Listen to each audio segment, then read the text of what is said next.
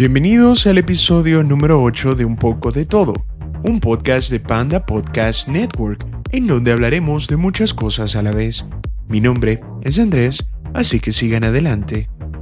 Este podcast sale todos los domingos y lo pueden escuchar en las siguientes plataformas: Spotify, Anchor, Apple Podcast, YouTube, Google Podcast, iHeartRadio, Radio Public, Pocket Cast, Stitcher y Breaker. Suscríbanse en YouTube y presionen la campana de notificaciones para que tengan la primicia cada vez que suba un episodio, así como su review de 5 estrellas en Apple Podcast. También dejen sus mensajes de voz en Anchor con recomendaciones para futuros episodios. No sé si se dieron cuenta, pero a partir del episodio pasado hay un aumento significativo en la calidad de la voz, y es por un nuevo micrófono que tengo y que me permite grabar con una mejor calidad, con un mixer. Estoy empezando a manejarlo, ver qué es lo que puedo hacer con él, hasta dónde me deja llegar. Y bueno, en este viaje estamos todos, así que poco a poco subiremos la calidad, traeremos nuevas cosas, así que sigan prestando mucha atención. El día de hoy, los temas a tratar: vamos a hablar un poco de música, vamos a hablar algo del mundo del entretenimiento y por último nos vamos a comenzar a colocar nuestros sombreros de papel de aluminio, porque vamos a comenzar a hablar de conspiraciones. Así que luego de esta pausa, comenzamos con el primer tema. El primer tema de hoy es acerca de la venganza en el mundo musical. Sí, ya sé que el chavo dijo que la venganza nunca es buena porque mata el alma y la envenena, pero eso es un mundo perfecto, el mundo donde vive el chavo. En la realidad, la venganza se sirve en un plato frío. El primer ejemplo es el del gran David Bowie. Y él en los años 70 comenzó su carrera musical y él siempre estuvo a la vanguardia de lo que era considerado cool. Tanto fue así que, si se acuerdan de la película Zoolander, en el momento de que ellos tienen una batalla en la pasarela, el juez es David Bowie.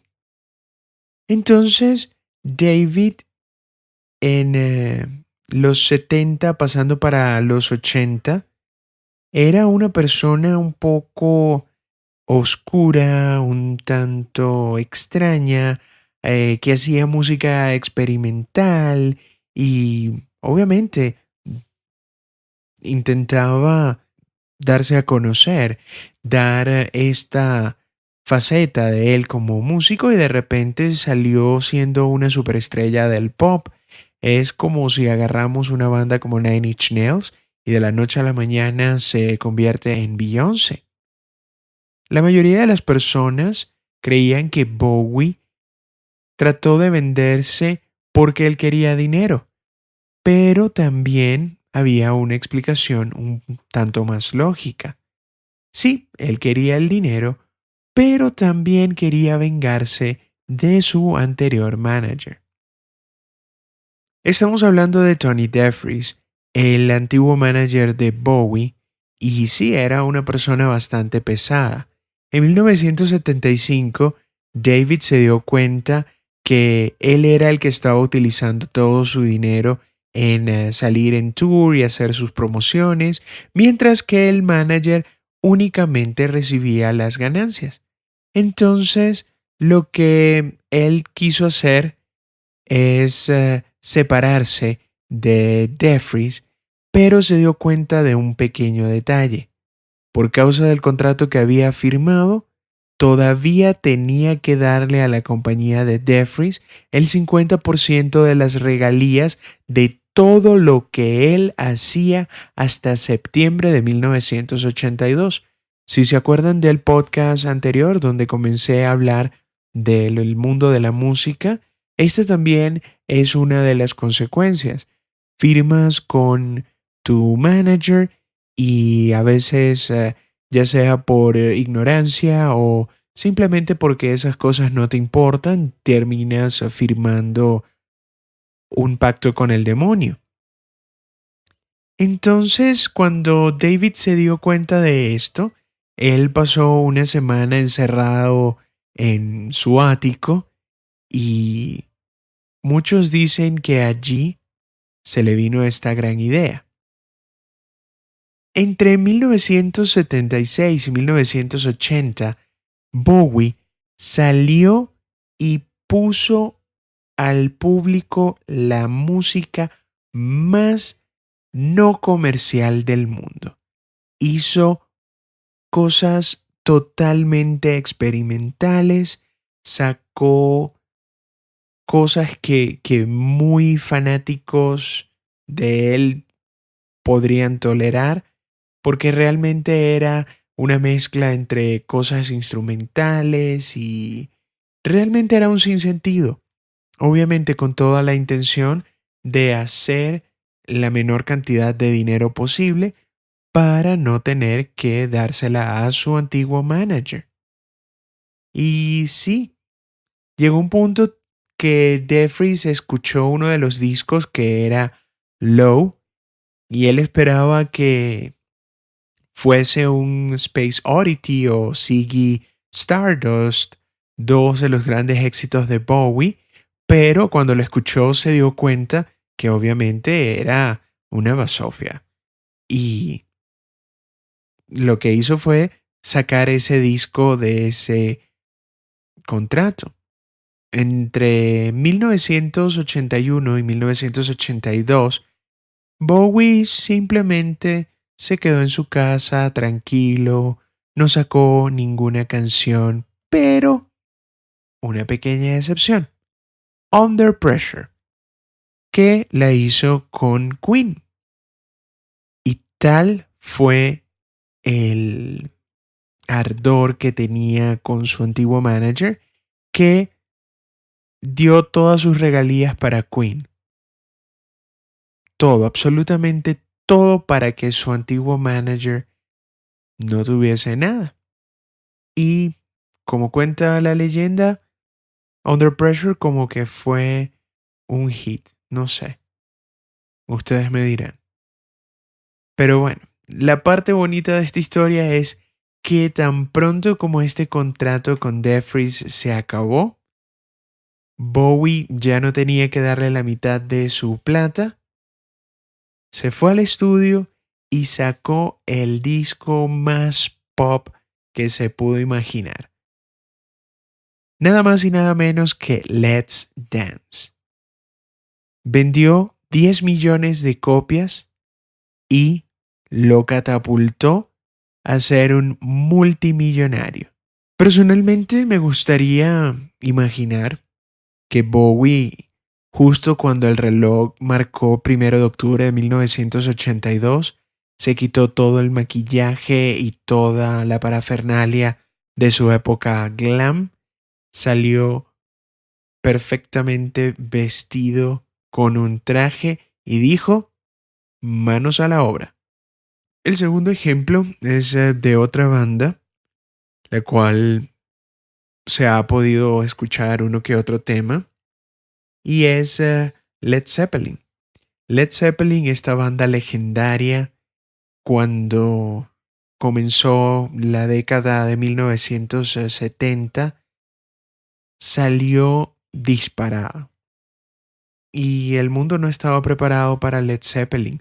Led Zeppelin 1 rompió todas las expectativas de una banda que esto también sucede mucho, que mucha gente puede decir que fue un éxito de la noche a la mañana, pero no, ya Jimmy Page tenía muchos años siendo músico en, por ejemplo, The Yardbirds, John Paul Jones, era un virtuoso multiinstrumentista, John Bonham, genial en la batería, y Robert Plant con esta voz legendaria. No era un éxito de la noche a la mañana, sino que el tiempo de Led Zeppelin había llegado. Luego saben que llegó Led Zeppelin 2 y Led Zeppelin 3, y lo que dijeron los críticos era que los álbumes vendían porque era Led Zeppelin y nada más, que solo con el nombre ellos iban a vender. ¿Saben lo que hizo Led Zeppelin? En ese momento ya eran la banda de rock más importante del mundo y bueno, la decisión ejecutiva fue simple y llanamente colocar una foto, no pusieron nombre, no pusieron el título, simplemente una foto. Que la música hable por ellos. Para la gente que está tomando nota en casa, Led Zeppelin 4 tiene el éxito por excelencia de Led Zeppelin, Stairway to Heaven. Así que se podrán imaginar qué tenían guardado ellos. Obviamente, la banda lo hizo para retar a los críticos y a todo el mundo que lo estaba subestimando. Entonces sacaron este disco de forma anónima, entre comillas, y nada, solo tenía 4 símbolos misteriosos que al final lo que dieron un resultado nada despreciable de 37 millones de copias solo por este disco, y los críticos por fin se convencieron que Led Zeppelin era de verdad, no era un producto de marketing ni de nombre, así que se tuvieron que callar.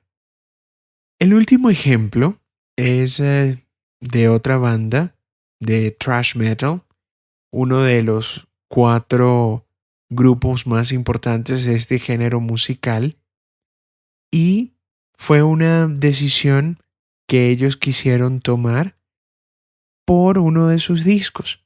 Estamos hablando de Metallica. Metallica para el año de 1986-87 les tocó una tragedia. Lamentablemente el bajista Cliff Burton perdió la vida en un accidente en Europa mientras estaban de gira, y nada, esto destrozó por dentro la banda. Tuvieron que buscar un bajista que lo reemplazara. Pero estas heridas al final llevaron muchas cosas de por medio y tumbaron la relación que tenían con Jason Newsted, el bajista que reemplazó a Cliff Burton. Y en el 2001 todo se reventó ya que él salió de la banda, y había muchas cosas muy guardadas que se tenían entre ellos, pero es simplemente porque no tuvieron el tiempo para poder sanar y poder permitir una nueva fuerza, un nuevo integrante en el grupo. Volviendo otra vez a 1986, querían tomárselo un poco con calma los 3 integrantes que quedaron, pero la compañía en la cual estaba manejándolos comenzó a presionarlos para un nuevo disco. Ellos de igual forma querían probar al nuevo bajista, así que decidieron sacar un EP de 5 canciones. Y lo trataron de hacer de la forma más mamarracha posible. Agarraron, se fueron a ensayar a un garaje, trataron de sacar 5 covers y eso lo soltaron. Obviamente, lo grabaron todo en 6 días, muy precario, pero en el momento en el cual ellos fueron a hacer toda la parte de mercadeo del disco, ellos dijeron, ¿saben qué? La gente no merece pagar $10 por este disco porque no los vale. El nombre que le pusieron, The $5.98 EP, Garage Day Revisited. Es decir, de una vez pusieron en el nombre del disco qué era lo que iba a costar para que a nadie le quitaran más del dinero que realmente valía. Obviamente es divertido ahora luego de toda la era Napster y toda la pelea de Lars con la música por internet, pero en esa época ellos eran un poco más dedicados en materias económicas a sus fans. Entonces, estos son los ejemplos de venganza contra la música. Seguiremos con el próximo tema luego de esta pausa. El segundo tema es bastante curioso. Es una de las cosas que no nos damos cuenta que lo están haciendo adrede, pero cuando echamos la vista para atrás, nos damos cuenta de ciertos puntos en los cuales nuestra serie favorita o nuestra banda favorita o nuestra serie de películas favoritas cae en este error. Este error o este trope se llama Jump the Shark. Jump the Shark simplemente es cuando un show de televisión, vamos a poner este caso, llega a un punto donde ya ha alcanzado el punto máximo de popularidad, de creatividad y de calidad y comienza la vía hacia abajo, hacia la mediocridad. Inclusive, había un sitio web que se llamaba jumptheshark.com que cuando fui a hacer la investigación para este podcast me dio mucha lástima ver que ya había desaparecido porque era uno de mis pequeños placeres culposos revisar esta página para poder sopesar cuando una serie había saltado el tiburón o no. ¿Por qué saltar el tiburón? Pues vuelvan a la clase con el profe Andrés. Había una serie que fue muy famosa en los Estados Unidos. En Latinoamérica no sé qué tan grande fue, pero en Estados Unidos tú le dices a una persona que vivió esa serie y todos la van a recordar con mucho afecto. Esta serie se llamaba Happy Days, donde tenía el personaje principal que era Fonzie. Era el personaje principal, Fonzie, era el prototipo de los chicos malos, de los chicos cool de los años 50, con jeans, botas negras, una camisa blanca y encima una chaqueta de cuero. Y era obviamente el peinado con mucha gomina y un copete. Y entonces, sí, fue muy famosa en los Estados Unidos. Llegó una de las últimas temporadas y grabaron el especial de la playa, que también era algo que acostumbraban a hacer las series de esa época. Y llega una parte donde están en la playa y comienzan a hacer juegos en la playa con una lancha y entonces saltan obstáculos y todo aquello. Pues resulta que este personaje, como su vestimenta era su imagen, pues decide practicar deportes acuáticos con su chaqueta de cuero. También para los que están tomando nota en casa, el cuero y el salitre no creo que haya sido la mejor idea para Fonzie. Pues resulta que en la serie se ve que Fonzie está practicando su deporte de agua y en la serie comienzan a cortar con imágenes de un tiburón. Está Fonzie en el agua, tiburón. Fonzie en el agua, tiburón. Y llega a una parte donde Fonzie va a saltar y se ve cómo él salta el tiburón. Cuando llegó ese punto, la gente que vio ese episodio a lo largo del tiempo dijo que ese era ya el punto del inicio del fin de Happy Days. Y desde allí se quedó esta frase. Entonces, cuando en alguna serie o alguna película hacen referencia a Jump the Shark, pues saben que viene de allí y no es nada bonito que te digan que ya saltaste el tiburón porque ya vas en caída libre. Entonces, vamos a ver ejemplos de series donde se burlan de esta peculiaridad. Por ejemplo, en Los Simpsons. En Los Simpsons le hicieron una burla porque en un episodio Bart compra un caballo de carreras, cuando Lisa ya lo había hecho.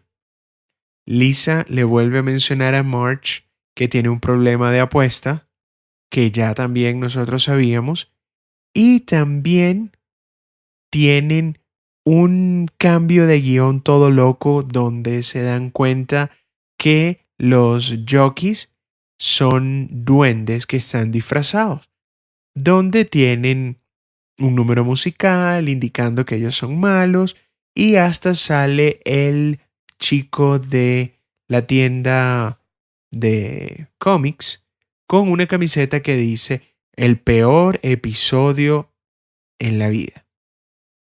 De igual forma también se hace al inicio de uno de los episodios de Los Simpsons donde van y tienen todas estas aventuras para poder sentarse enfrente de la televisión.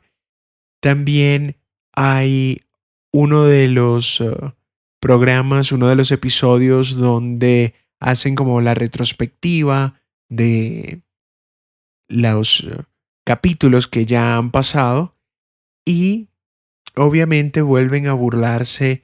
No sé si se acuerdan uno de los episodios donde sale Troy McClure y les dice como, bueno, ya son 8 temporadas de Los Simpsons. ¿Qué viene para la temporada número 9? Poderes mágicos. Y luego boda y otra boda y otra boda. Y alguien dijo trillizos desaparecidos. Bueno, únanse a la familia americana favorita. Y también va a tener un pequeño alien verde llamado Osmodiar que solo Homero puede ver en Fox este otoño.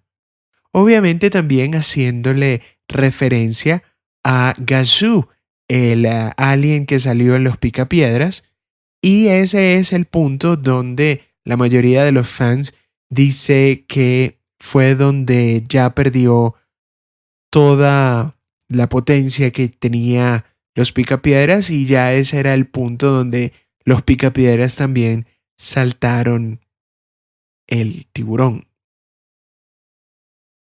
También tenemos episodios en That 70 Show donde Fez se está imaginando qué cool sería ser Fonzie.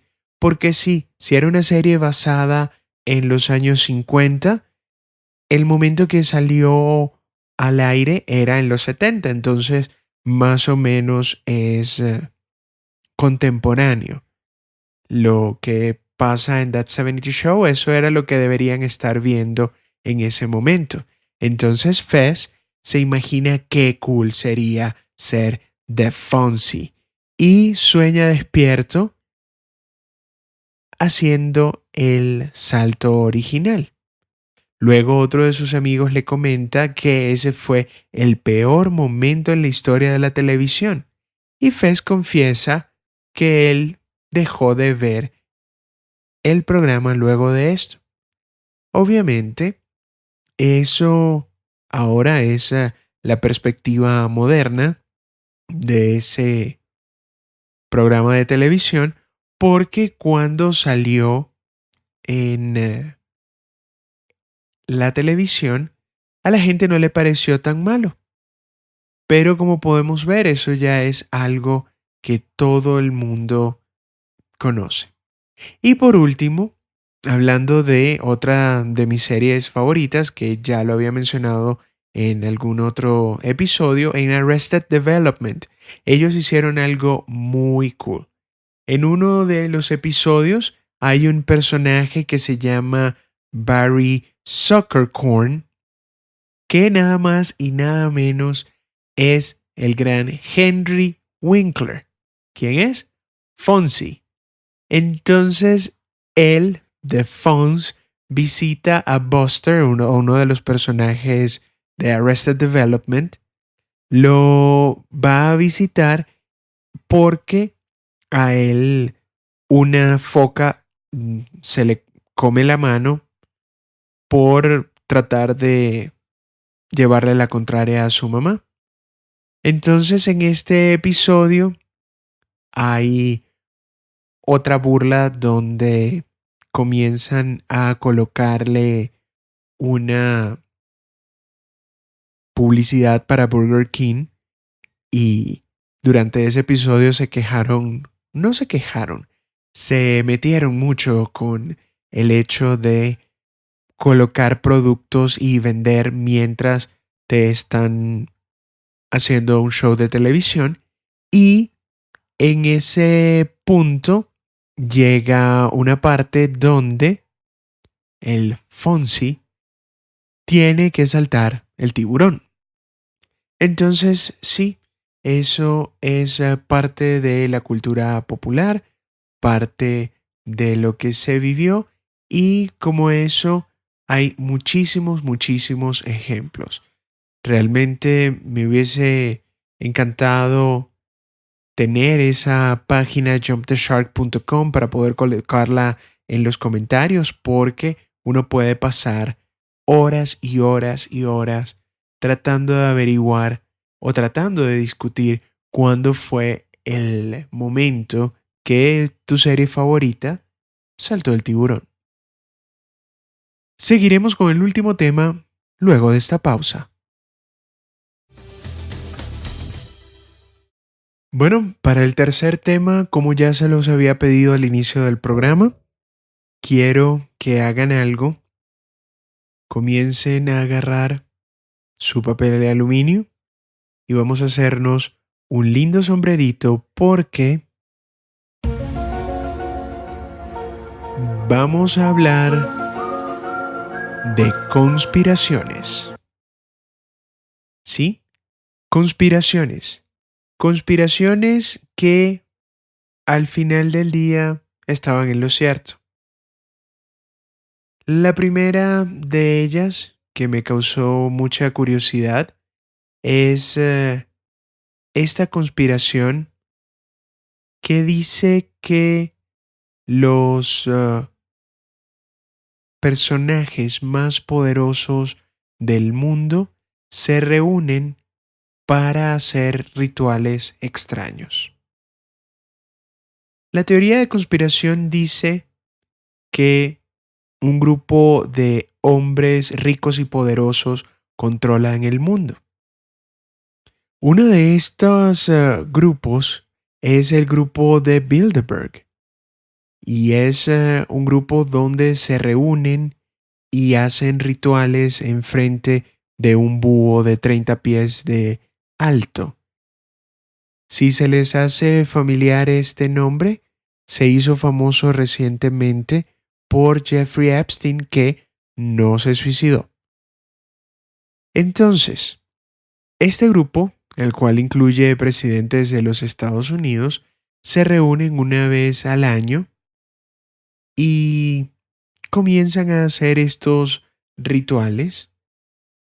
Un grupo que se formó en 1872 y comenzó como un grupo donde era una reunión social, eran periodistas, artistas, y poco a poco fue creciendo. Para el año de 1930, Bohemian Grove se convirtió en un grupo exclusivo porque comenzaron a incluir a los ricos y a los famosos. Para 1980, ya este club tenía 2.300 miembros, incluyendo a senadores, hombres de negocio y oficiales de alto rango en el gobierno de los Estados Unidos. La lista de espera en un punto fue hasta de 33 años para permanecer allí. ¿Por qué también es importante esta reunión? Bueno, porque muchas de las cosas que suceden en el mundo se traman en estas reuniones. Por ejemplo, cuando comenzaron con el proyecto Manhattan, fue en una reunión de Bohemian Grove. Proyecto Manhattan, si se les hace más difícil, imagínense Hiroshima, Nagasaki, bomba nuclear. Listo. Y sí, ya no es tan secreto, aunque no permiten la entrada de personas que no están en la lista exclusiva. Y también se cuenta, y esto se dice también entre comillas, que hubo una acción de cierto actor famoso que hizo algo que no debía, que era tomar fotos y videos, y por eso es que lo castigaron. Estamos hablando de Kevin Spacey. Obviamente se reúnen, tienen sus rituales y nada, es parte de lo que se puede escapar de lo que sucede en Bohemian Grove. Es un escape de 3 fines de semana donde las personas más poderosas en el mundo se emborrachan y tienen rituales adorando a árboles y también deciden crear armas de destrucción masiva. Entonces, bueno, es un tema de conversación que pueden llevar la próxima vez que alguien le pregunte a usted que cuéntame algo extraño. La siguiente teoría de conspiración es que la KGB tenía agentes encubiertos listo para sabotear a los Estados Unidos de América desde adentro. La teoría de conspiración dice que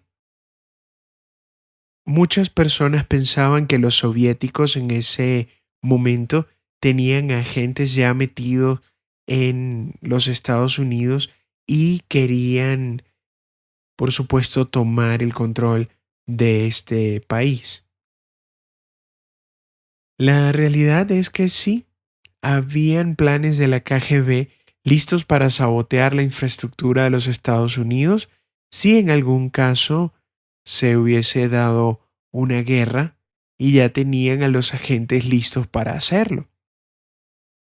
Lo que sucede es que nos venimos a enterar porque hay un agente de la KGB que en el momento en el que la Guerra Fría se acabó, agarró y se salió de este conjunto de naciones y se vino a las Américas.